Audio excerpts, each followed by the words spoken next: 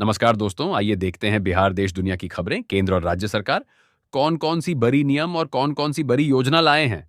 बुजुर्गों को पेंशन 5,000 रुपए कब मिलेगा? महिलाओं को बैंक खाते में 25,000 रुपए महीना कब आएगा? युवाओं को 10 लाख की राशि 3 किस्तों में कब मिलेगा? एक एक करके विस्तार से समझाएंगे, तो दोस्तों बने रहिए हमारे वीडियो के साथ। अगर आप वीडियो को सब्सक्राइब नहीं किए हैं तो वीडियो को सब्सक्राइब कर लीजिए, चैनल को एक लाइक कर दीजिए दोस्त। साथ ही साथ अपने दोस्त रिश्तेदारों को शेयर कर दीजिए ताकि एक भी योजना उनसे भी छूट न जाए। चलिए देखते हैं अगली बड़ी खबर। संसद का विशेष सत्र।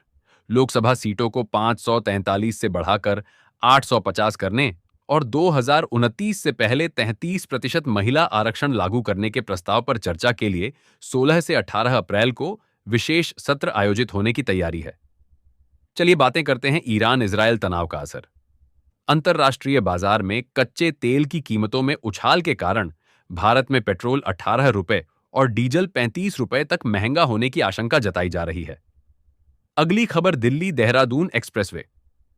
प्रधानमंत्री मोदी ने इस एक्सप्रेसवे का उद्घाटन किया, जिससे अब दोनों शहरों के बीच यात्रा का समय घटकर मात्र 2.5 घंटे रह गया है। एक नजर डालते हैं बिहार में सत्ता परिवर्तन। सम्राट चौधरी बिहार के नए मुख्यमंत्री बन गए हैं। कल सुबह 11 बजे उन्होंने मुख्यमंत्री पद की शपथ ली। पूर्व मुख्यमंत्री नीतीश कुमार ने इस्तीफा देकर उन्हें शुभकामनाएं दी हैं। बात करते हैं उत्तर प्रदेश की नोएडा में वेतन वृद्धि के बावजूद विरोध प्रदर्शन कर रहे 350 से अधिक श्रमिकों को हिरासत में लिया गया है। अगली खबर ओडिशा के मयूरभंज जिले के एक सरकारी स्कूल में खाना खाने के बाद 100 से अधिक छात्र बीमार हो गए, जिसके बाद मुख्यमंत्री मोहन चरण मांझी ने जांच के आदेश दिए हैं। अगली बड़ी खबर। सरकार महिलाओं को आत्मनिर्भर बनाने के लिए वर्क फ्रॉम होम योजनाओं के तहत विभिन्न कौशल प्रशिक्षण और रोजगार के अवसर दे रही है। इन योजनाओं जैसे फ्री सिलाई मशीन या लखपति दीदी योजना के माध्यम से महिलाएं घर बैठे 15,000 रुपए से 25,000 रुपए प्रति माह तक कमा सकती हैं। मानदेय और सहायता राशि योजना के प्रकार और महिला के कार्य कौशल पर निर्भर करती है। इच्छुक महिलाएं आधिकारिक सरकारी पोर्टल पर पंजीकरण कर इसका लाभ उठा सकती हैं। अगली बड़ी खबर लाडो प्रोत्साहन योजना 2026 के तहत गरीब परिवारों में बेटियों के जन्म पर कुल 1.5 लाख रुपए की आर्थिक सहायता दी जाती है। यह राशि बेटी के जन्म से लेकर स्नातक की पढ़ाई पूरी करने तक 7 किस्तों में मिलती है। योजना का मुख्य उद्देश्य बेटियों को शिक्षा के लिए प्रोत्साहित करना है। इसमें अंतिम किस्त के रूप में सबसे बड़ी राशि 70,000 रुपए से 1 लाख रुपए तब दी जाती है जब बेटी 21 वर्ष की आयु और स्नातक की पढ़ाई पूरी कर लेती है। बात करते हैं अगली खबर की। बंगाल में पहले सत्ता बड़े आंदोलनों से बदलती रही है, लेकिन इस बार विधानसभा चुनाव में एसआईआर से सत्ता बदलने की बात कही जा रही है। कुछ हजार वोट कम और अधिक होने नतीजा बदल सकता है। पिछले विधानसभा चुनाव के आंकड़ों पर नजर डालें तो यह पता चलता है कि इस बार सत्ता तक पहुंचने के लिए भारतीय जनता पार्टी और तृणमूल कांग्रेस दोनों की राह मुश्किल है। चलिए देखते हैं अगली बड़ी खबर। उत्तर प्रदेश सरकार की मुख्यमंत्री युवा स्वरोजगार योजना युवाओं के लिए वरदान साबित हो रही है। इस योजना के अंतर्गत उद्योग क्षेत्र के लिए 25 लाख रुपए और सेवा क्षेत्र के लिए 10 लाख रुपए तक का ऋण उपलब्ध कराया जाता है।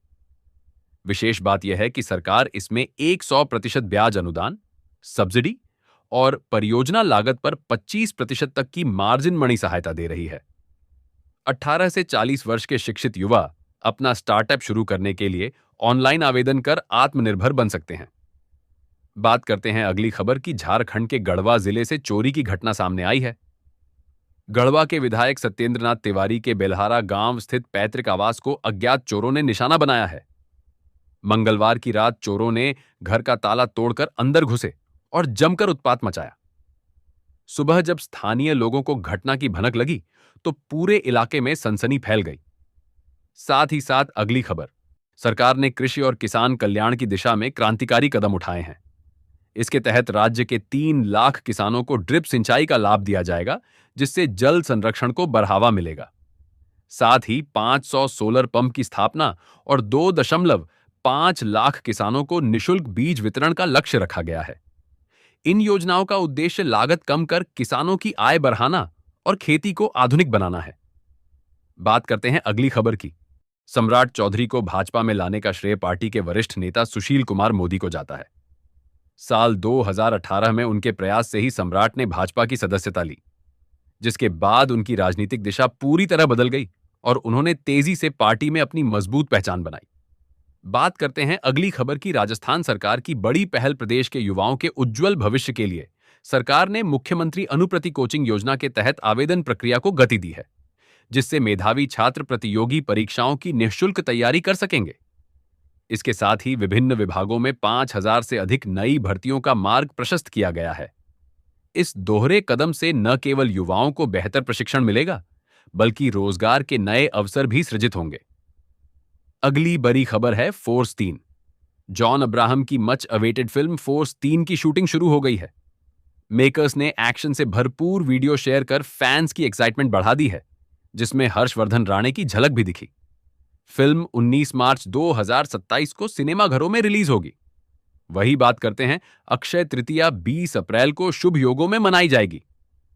इस दिन पूजा, दान और खरीदारी का विशेष महत्व है, जिससे अक्षय पुण्य और सुख समृद्धि की प्राप्ति होती है। अगली खबर देखने को मिल रहा है सामाजिक सुरक्षा योजना के तहत सरकार ने 18 वर्ष से कम आयु के पात्र बच्चों के लिए ऐतिहासिक घोषणा की है। इस पहल के माध्यम से प्रभावित बच्चों को भविष्य की सुरक्षा हेतु 50 लाख रुपए तक की वित्तीय सहायता प्रदान की जाएगी। साथ ही दैनिक पालन पोषण के लिए 5,000 रुपए प्रतिमाह का वजीफा भी दिया जाएगा। यह कदम अनाथ और आर्थिक रूप से कमजोर बच्चों के उज्जवल भविष्य और शिक्षा को सुनिश्चित करने की दिशा में मील का पत्थर साबित होगा। चलिए बात करते हैं अगली खबर। चेन्नई की टीम इस बार अपने थाला MS धोनी के बिना 5 मैच खेल चुकी है। इस वजह से उनकी शुरुआत भी अच्छी नहीं रही और 5 में से लगातार 3 मैच टीम हार चुकी है। अब धोनी अपनी छोटी से उभर रहे हैं। हालांकि वे मैच नहीं खेल पा रहे हैं, लेकिन खिलाड़ियों को मोटिवेट कर रहे हैं। चलिए देखते हैं अगली बड़ी खबर। सारंडा जंगल में सुरक्षा बलों और नक्सलियों के बीच मुठभेड़ जारी है। सर्च ऑपरेशन के दौरान दोनों पक्ष आमने सामने आ गए और रुक रुक कर फायरिंग हो रही है। कोबरा बटालियन, झारखंड जगुआर और पुलिस बल मौके पर तैनात हैं। कई नक्सलियों के मारे जाने की आशंका जताई जा रही है। साथ ही साथ अगली खबर, स्टालिन वीडियो कॉन्फ्रेंस के माध्यम से आपात बैठक की, जिसमें उन्होंने कहा, परिसीमन का मुद्दा एक गंभीर चिंता का विषय बन गया है। इससे जनता के अधिकारों को खतरा है। उन्होंने कहा, परिसीमन के विरोध में 16 अप्रैल को समूचे तमिलनाडु में घरों, सार्वजनिक स्थानों में काले झंडे लगाए जाएंगे। उन्होंने केंद्र से पूछा, क्या यह भारत की प्रगति में योगदान देने की सजा है, जो तमिलनाडु और दक्षिणी राज्यों को इस तरह से मिलेगी? बात करते हैं अगली खबर की। बुढ़ापे में वित्तीय सुरक्षा के लिए केंद्र सरकार की सीनियर सिटीजन सेविंग्स स्कीम सबसे भरोसेमंद विकल्प बनकर उभरी है। साल 2026 में इस योजना पर 8.2% की आकर्षक ब्याज दर मिल रही है, जो बैंक FD से कहीं अधिक है। इसमें अधिकतम 30 लाख रुपए तक निवेश किया जा सकता है, जिससे हर महीने लगभग 20,000 रुपए से ज्यादा की कमाई संभव है। 5 साल की मैच्योरिटी और टैक्स छूट के साथ यह स्कीम बुजुर्गों के लिए बुढ़ापे की लाठी साबित हो रही है। बात करते हैं अगली खबर की। लंबी दूरी की ड्राइविंग करते समय एक समय ऐसा आता है जब लगातार एक्सीलरेटर दबाए रखना थकाने लगता है। खासकर एक्सप्रेसवे या खाली हाईवे पर यह परेशानी और बढ़ जाती है। यही वह जगह है जहां कारों में मिलने वाला क्रूज कंट्रोल फीचर ड्राइविंग को आसान और आरामदायक बना देता है। आज के समय में यह सिर्फ लग्जरी नहीं, बल्कि एक स्मार्ट ड्राइविंग टूल बन चुका है, लेकिन इसे सही तरीके से इस्तेमाल करना बेहद जरूरी है। चलिए सामने की अगली खबर। देश भर में जनगणना की प्रक्रिया शुरू होते ही साइबर अपराधियों की सक्रियता भी बढ़ गई है। आम लोगों की जानकारी जुटाने के इस सरकारी अभियान को अब ठग अपने फायदे के लिए इस्तेमाल कर रहे हैं। कई ऐसे मामले सामने आ रहे हैं जहां जनगणना के नाम पर लोगों को फर्जी कॉल, लिंक और वेबसाइट के जरिए निशाना बनाया जा रहा है। ऐसे में थोड़ी सी लापरवाही आपको बड़ा नुकसान पहुंचा सकती है। बात करते हैं अगली खबर की। पूर्णिया धमदाहा 4 लेन सड़क निर्माण के लिए प्रशासन ने अतिक्रमण हटाना शुरू कर दिया है। यह परियोजना आवागमन को सुगम बनाएगी और आर्थिक गतिविधियों को बढ़ावा देगी। चेतावनी के बावजूद अतिक्रमण न हटाने वालों पर जुर्माना और कानूनी कार्रवाई होगी। अगली खबर है, सम्राट चौधरी के मुख्यमंत्री बनने पर उनके पिता और वरिष्ठ नेता शकुनी चौधरी काफी भावुक नजर आए। उन्होंने कहा कि यह उनके परिवार के लिए गौरव का क्षण है। उन्होंने साफ शब्दों में कहा कि जो मुकाम वह खुद नहीं हासिल कर सके, वह उनके बेटे ने हासिल कर लिया। अगली खबर है, सम्राट चौधरी ने बिहार के मुख्यमंत्री के रूप में शपथ ले ली है। उनके साथ नीतीश कुमार के सबसे करीबी और विश्वास पात्र दो नेता को जदयू कोटे से प्रदेश का उप मुख्यमंत्री बनाया गया है। ये दोनों हैं विजेंद्र यादव और विजय कुमार चौधरी। विजय और विजेंद्र को उप मुख्यमंत्री बनाकर बीजेपी ने राज्य की जनता को बहुत बड़ा मैसेज दिया है। साथ ही साथ अगली खबर, बिहार के नए मुख्यमंत्री सम्राट चौधरी ने पद संभालते ही अपनी प्राथमिकताएं साफ कर दी हैं। शपथ लेने के बाद पहली बार मीडिया से बातचीत में उन्होंने स्पष्ट कहा कि राज्य में विकास का पहिया नरेंद्र मोदी और नीतीश कुमार के मॉडल पर ही आगे बढ़ेगा। इस बयान ने नई सरकार की दिशा और सोच दोनों को स्पष्ट कर दिया है। वही बात करते हैं अगली खबर की। 15 अप्रैल 2026 सिर्फ एक तारीख नहीं, बल्कि बिहार की राजनीति में एक टर्निंग पॉइंट है, जो सम्राट चौधरी के रूप में बिहार बीजेपी को मिला है। बीजेपी का मुख्यमंत्री बनना यह संकेत देता है कि राज्य की सियासत अब बिहार में सत्ता परिवर्तन के बाद शुरू हुआ बयान युद्ध अब व्यक्तिगत हमलों तक पहुंच गया है। नेता प्रतिपक्ष तेजस्वी यादव ने जब मुख्यमंत्री सम्राट चौधरी को बधाई देते हुए तंज कसा कि उन्होंने लालू यादव की पाठशाला से राजनीति सीखी है, तो बिहार के उप मुख्यमंत्री विजेंद्र यादव ने मोर्चा संभाल लिया। विजेंद्र यादव ने तेजस्वी को आईना दिखाते हुए याद दिलाया कि राजद सुप्रीमो लालू प्रसाद यादव भी कभी जनता दल से ही निकले थे। नए दौर में प्रवेश कर चुकी है, जहां अब बीजेपी के लिए नई चुनौती यह है कि वह गठबंधन की राजनीति से आगे बढ़कर पार्टी आधारित नेतृत्व का दौर मजबूत करे। चलिए बातें करते हैं अगली खबर की। जदयू नेता विजय चौधरी ने कहा कि बिहार सरकार की सिर्फ काया बदली है, लेकिन साया और छाया नीतीश कुमार की ही है। उन्होंने स्पष्ट किया कि नई सरकार नीतीश कुमार द्वारा बनाई गई नीतियों और कार्यक्रमों पर ही चलेगी, जिसे नीतीश मॉडल के रूप में जाना जाता है। दोस्तों, वीडियो को शुरू से अंत तक देखिए, साथ ही साथ वीडियो को सब्सक्राइब करके चैनल को एक लाइक कर दीजिए। चलिए देखते हैं अगली खबर। चुनाव से पहले बंगाल में जगह जगह भाजपा और तृणमूल कार्यकर्ताओं में झड़प की खबरें आ रही हैं। भाजपा और तृणमूल के बीच हुई ताजा मारपीट से पश्चिम मिदनापुर जिले के घाटाल उपमंडल में एक बार फिर तनाव बढ़ गया है। तृणमूल से जुड़े लोगों पर भाजपा कार्यकर्ता की बेरहमी से पिटाई करने का आरोप है।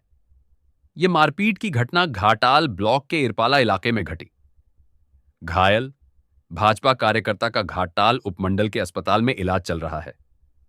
पुलिस ने घटना की जांच शुरू कर दी है। इलाके में तनाव के चलते पुलिस गश्त बढ़ा दी गई है। बात करते हैं अगली खबर की। चुनचुरा बंगाल भाजपा में आपसी खींचतान का असर चुनाव प्रचार पर भी दिखने लगा है। बुधवार को पूर्व केंद्रीय मंत्री स्मृति ईरानी को इस खींचतान के कारण बंगाल में जुलूस पूरा किए बिना ही लौटना पड़ा।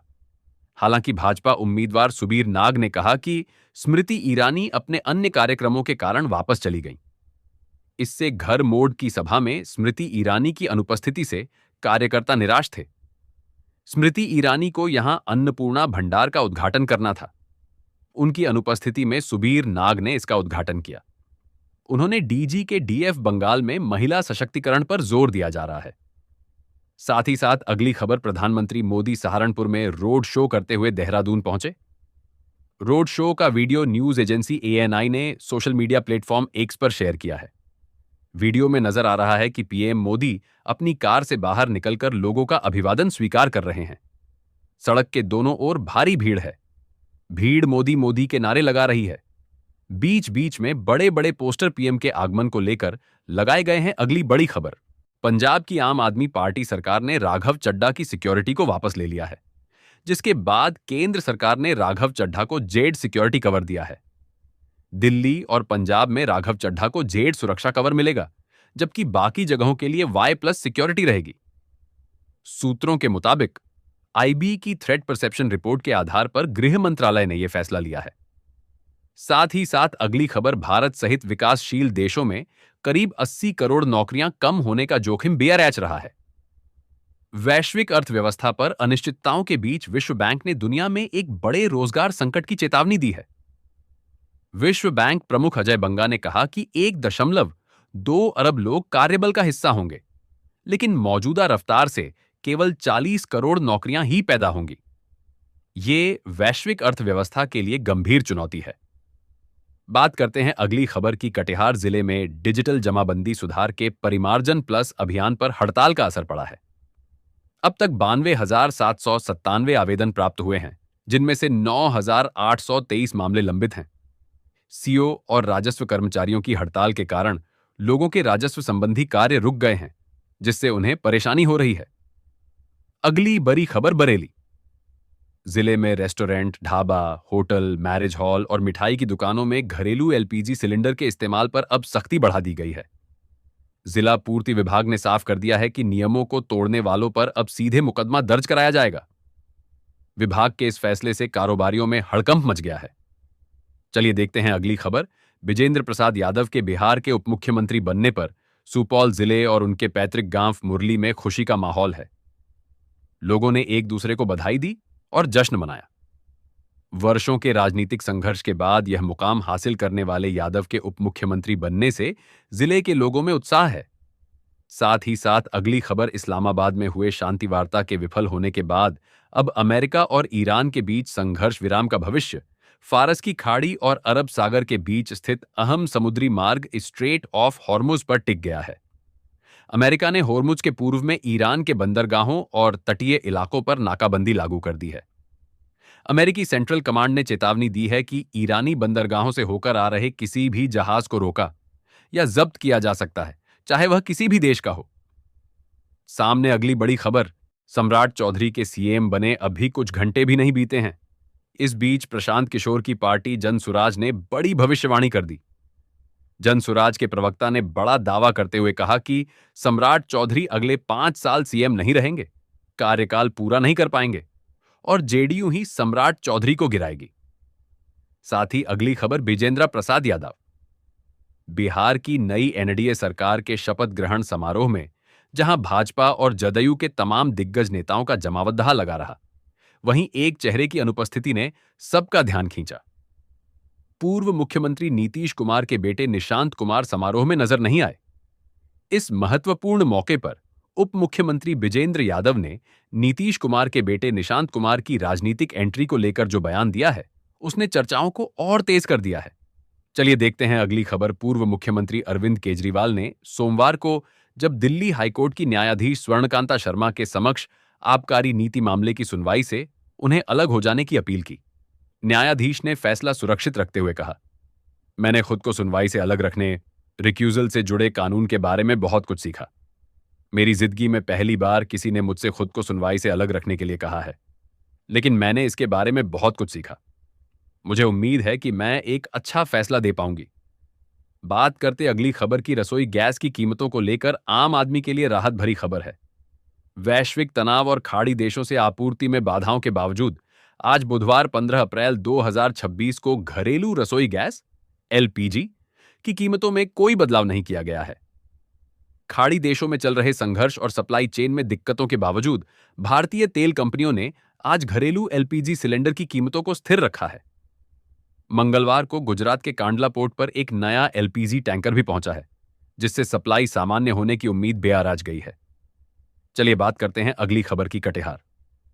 कटिहार जिले में ऊर्जा क्षेत्र के विकास की दिशा में एक बड़ी उपलब्धि दर्ज की गई है। स्टील पाइपलाइन के माध्यम से गैस चार्जिंग का कार्य सफलतापूर्वक पूरा कर लिया गया है और अब नेचुरल गैस कटिहार में स्थापित डीआरएस डायरेक्ट रिडक्शन स्टेशन तक पहुंच चुकी है। बात करते हैं अगली खबर की। पश्चिम एशिया में एक बार फिर से खतरे से बादल मंडराने लगे हैं। अमेरिका और ईरान के बीच बातचीत टूटने के बाद एक बार तनाव बढ़ने लगा है। अमेरिका ने हॉर्मुज स्ट्रेट की नाकेबंदी की धमकी दी है, जबकि ईरान का कहना है कि इसे सीज फायर का उल्लंघन माना जाएगा। इसे खासकर एशियाई देशों की मुश्किलें बढ़ने वाली हैं, जिसका ज्यादातर तेल और गैस खाड़ी देशों से आता है। हॉर्मुज स्ट्रेट की नाकेबंदी का मतलब है ईरान से तेल का आयात बंद होगा। इस बीच भारत ने कई देशों से एलपीजी का आयात बढ़ा दिया है। बात करते हैं अगली खबर की। दुनिया भर में मिडिल ईस्ट तनाव का असर गैस और तेल की सप्लाई पर देखने को मिल रहा है।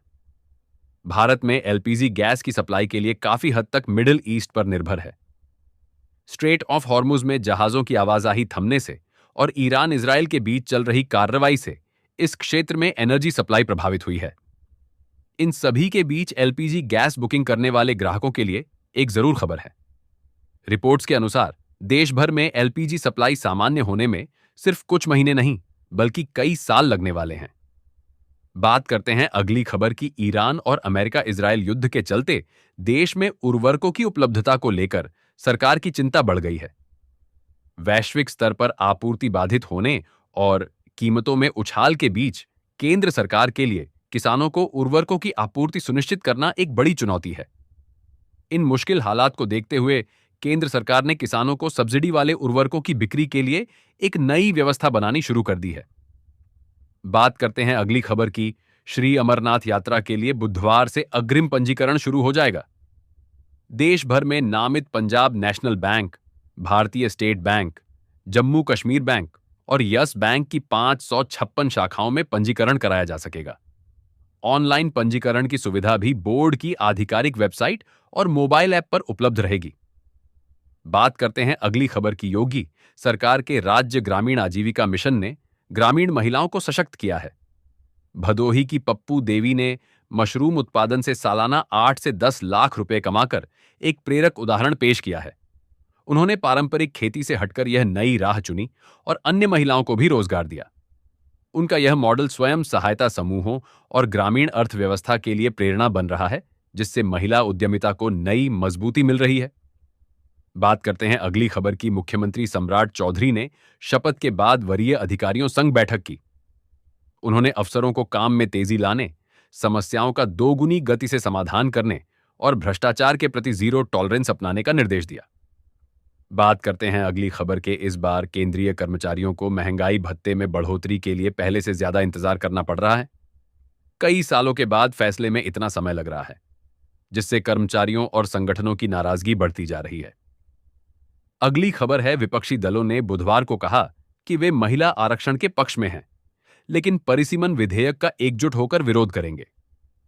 विपक्षी दलों के प्रमुख नेताओं ने महिला आरक्षण और परिसीमन से जुड़े विधेयकों को लेकर कांग्रेस अध्यक्ष मल्लिकार्जुन खड़गे के आवास पर हुई बैठक में चर्चा की है। दोस्तों, आप देख रहे हैं देश का बड़ा चैनल, बने रहिए खबरों के साथ। चलिए देखते हैं अगली बड़ी खबर।